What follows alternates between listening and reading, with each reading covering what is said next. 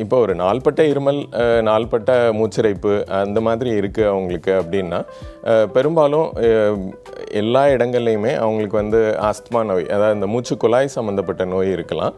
So அப்போது அதை நம்ம பார்க்க வேண்டியிருக்கும். சளியோட கூடிய இருமல், அதே மாதிரி வந்து நாள்பட்ட மூச்சிரைப்பு நோய், அதாவது சிஓபிடின்னு சொல்லுவோம், க்ரானிக் அப்ஸ்ட்ரக்டிவ் பல்மனரி டிசீஸ்.